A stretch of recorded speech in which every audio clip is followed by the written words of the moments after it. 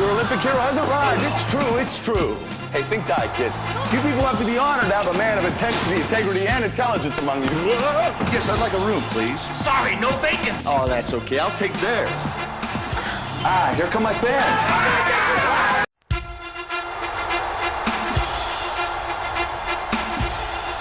From Pittsburgh, Pennsylvania, weighing in at 230 pounds, Kurt Angle.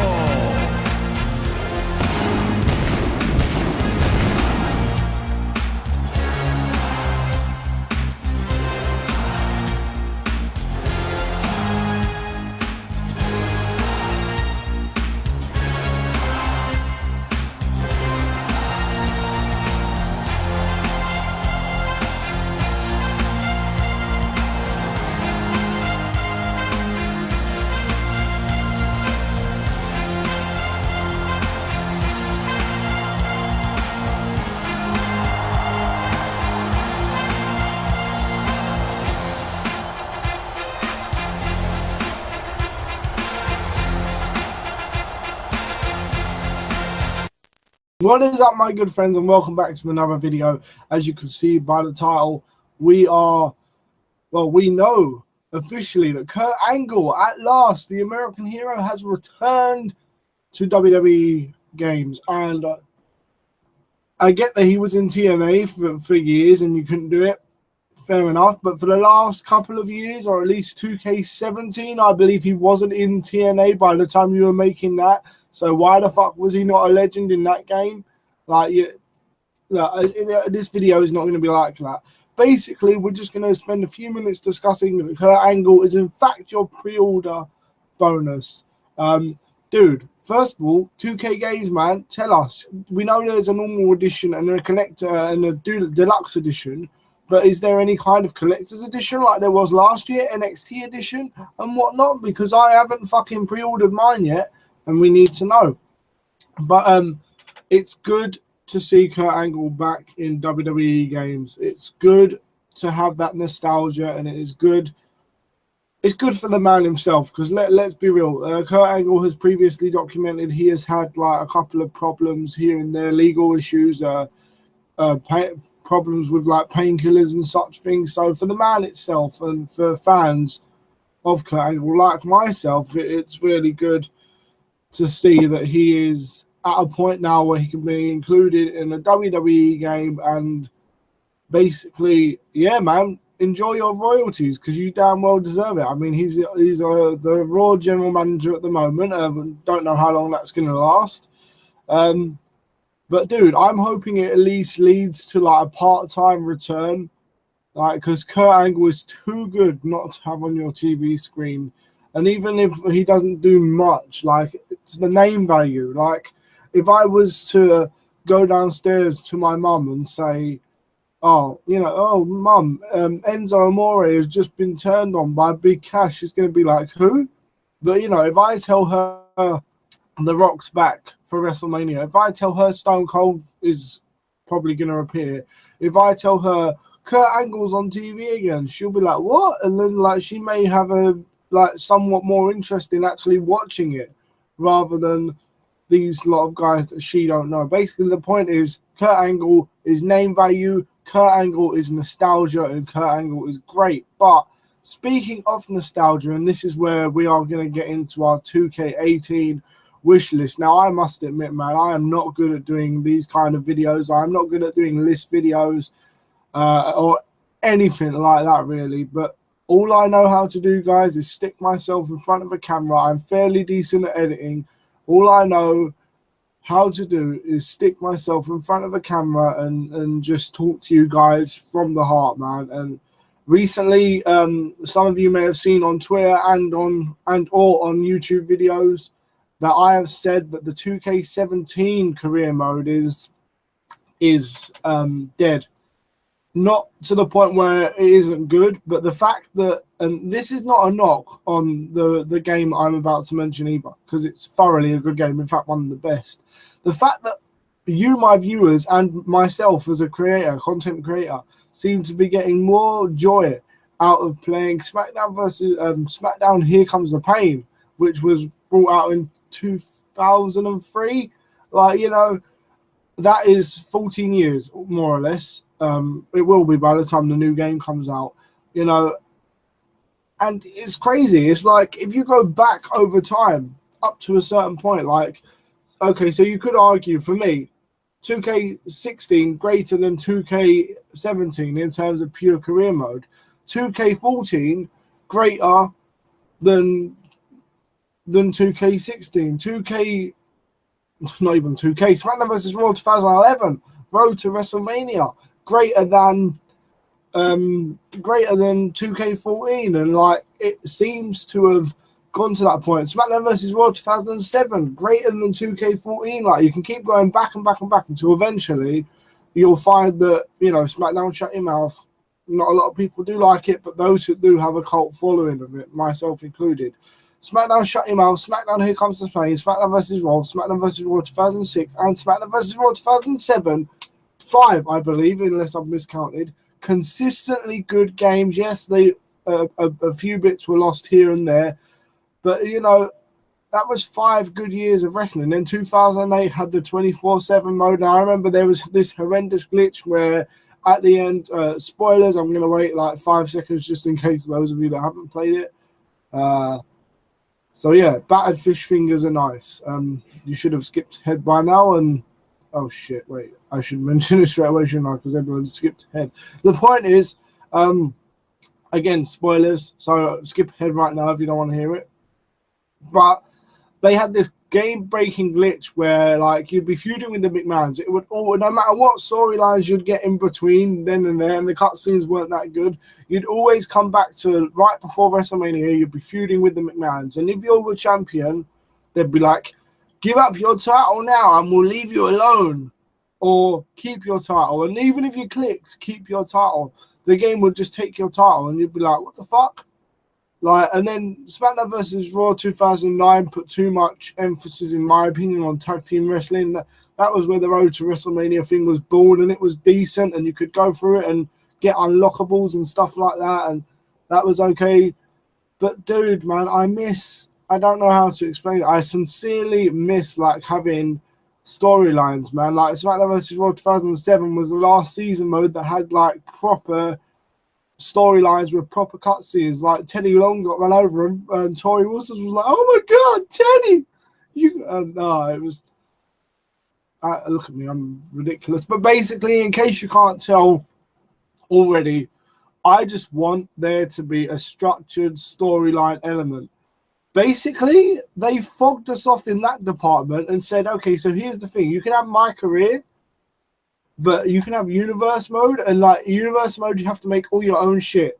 Like, you know, if I want a certain thing to happen, like they say, they tout how there's bare freedom and stuff like that, but there's not. There's not much freedom at all, to be honest, in universe mode. So, wish list number 1: more storylines in my career. Somewhere like 2K16, where like you'd get storylines, but like at least like maybe just a little bit more. Not like 2K15, where like every week fucking Vicky Guerrero would be saying this, that, and the other to you, and then like eventually you might get a title shot if you were lucky. So stuff like that. Also, man, we've got to be honest. Like, the rosters have been stacked recently, but stack them up more. It's what we pay 40 quid for. So like, you know, number 2 in the list of the wish list, better, like, and more characters. I want you to go so into detail with superstars like The Rock. Like, if you want to have 1998 Rock, have 1998 Rock. If you want to have 2000 Rock, have 2000 Rock. Then you have 2003 Hollywood Rock, and then like you can have present day Rock. 1991 Undertaker with the grey gloves, 1994 Undertaker with the purple gloves, bloody 1998 like weird gothic Undertaker, 1999 Ministry Undertaker, like, you know, all right, they have that already, but you get the point. More in depth and stuff, more legends as well. Like, there are some of us that can remember more than like the last 5 years of 2K games, so more legends, please. It won't go amiss. It'll be great, dare I say. Wish list item number 3: more match types, dude. I can understand they rebuilt it all from the ground up on 2K15, so that's why they took a lot out. But they still haven't. They still haven't like made it go back to its former glory. Where's the casket match? And okay, you can't have that on TV. Did we have a casket match on WWE TV recently? Why do I remember even in the PG era that I thought we had a casket match recently? I swear there was one a couple of years ago. And I'm not gonna go that bad and say we had a buried alive match in like the past 5 years or whatever. But no, we did. There was a buried alive match in 2010. Kane versus Undertaker, Night of Champions. I mean, fuck me, that's a bit of a like, you know. But they were still PG then. So don't tell me just because it's a PG company, we can't have those match titles back. And what about the slobber knocker mode? Like, they had that as recently as 2K14. It was under a different name. It was called Defend the Streak, but it was essentially the same thing. Do you know how like when I was younger, how much of an achievement I felt like getting to 100-0, and instead of being beaten, like you'd be like, oh yeah, fuck me, I've done it, and it was crazy on SmackDown Shut Your Mouth and shit. Like I never reached that height on bloody 2K14 because it was difficult and they didn't let you recover hardly any health and shit. But you know, the point is, it was still an option. And showcase mode, dude. Showcase mode, season mode. For me personally, I wouldn't care if you remove universe mode, but at least give us back a showcase mode. You took that out last year, well this year when it was in last year, and then you gave us some half-assed DLC package that was basically, they weren't even showcase matches, bruv. Like the Austin 316 showcase from the year before, the amount of showcase storylines or matches we've had in the Hall of Fame showcase this year, dude, like you wouldn't, like it's like 5 matches, and there's hardly any like Hall of Fame objectives or showcase objectives or whatever you want to call it. So bring back 2K Showcase. Hell, man, make it stacked. Why not? It's not as if those of us that, like, you know, it's not as if you need to hold back features year on year because, like, you're worried people won't buy your game. You're not like a new franchise. Those of us that buy your game are going to buy your game anyway. I highly doubt anyone new will see a WWE game on the shelf and pay 40, 50 quid, which is roughly the price of games these days, like to buy a wrestling game when they're only a casual wrestling fan. When, to be honest, this is gonna probably annoy some wrestling fans, but let's be real, FIFA, football, fucking even Rocket League, man. Dare I say Rocket League is bigger than WWE right now. Overwatch, fucking Call of Duty. I don't fucking know. They released Crash Bandicoot Remastered. That'll probably get more copies than fucking 2K18. Like in terms of like actual like diverse people buying it. You know, nostalgia is basically what I'm trying to say. Give us that, man. Give us what we want. God, man. Item wish list number 4. I would say no DLC, but let's be honest. If we were a business, we wouldn't give up DLC. So let's not lie about it and say, oh, no DLC because it's not fair. Better DLC, man. Better DLC. You can't just put a couple of new moves in there or a different variant of Bray Wyatt's Sister Abigail where you show a cutscene of him going to Burger King first. I love you, Bray. It's a long-running joke.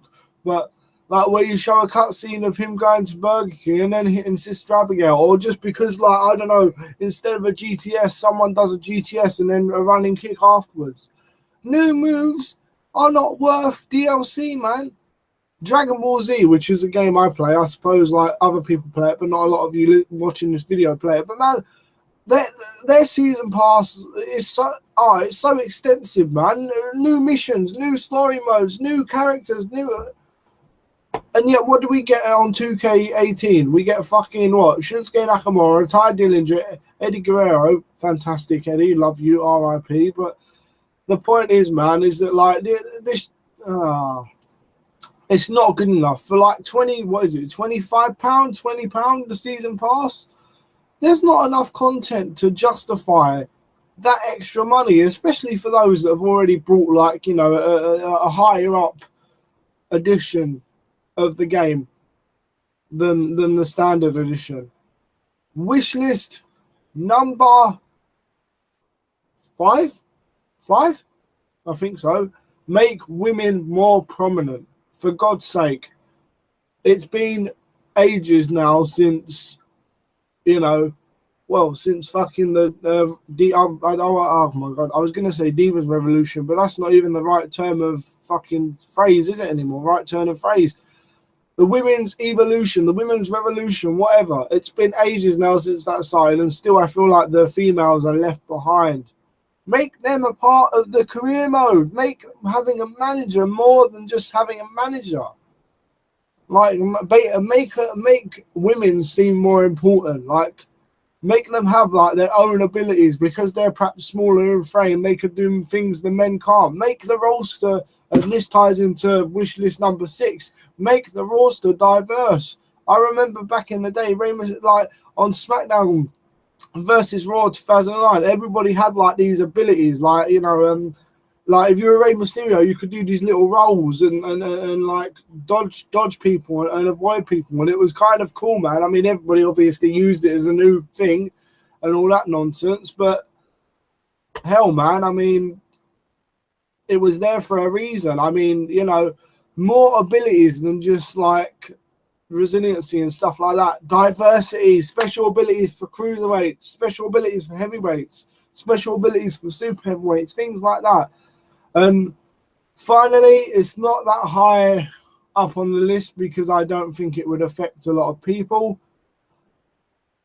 Remember, 2K, if you're making a game for last gen, the PS3 and the Xbox One, if you're making a game for that, right? Reduce graphics, slightly missing features, fair enough, right? Missing features here and there. But to exclude massive features like my career and stuff like that was never the right way to go and was a bit cheap. Basically forcing people who don't have the money to upgrade. And yes, I understand that, it has been like 3 years, so those of you that haven't upgraded probably should have done by now, and those of you that have upgraded will probably say on Twitter or in the comments like, they should have upgraded already, and perhaps that's true, but it doesn't mean that their 40, 50 quid, 45, 35, whatever money they pay is worth any less. I mean, obviously, if we pay £50 for a game and they pay 40, then yeah, maybe they could expect to miss out on a couple of features. Maybe like you can't do certain things on PS3 that you can on PS4, but my career is not one of them. And at the very least, if you do not have my career in like last gen, at least have a showcase. And even if you have that in PS4, at least have something like there was like Who's Got NXT or something, which when I look back on it is a ridiculous name. But it was decent. Like you basically played as like Sami Zayn, Rusev, Neville, I think Bo Dallas, or a couple of guys like that, and stuff like that. And there was like, that was incorporated with a mode where you try and defeat John Cena, a bit like Defeat the Streak.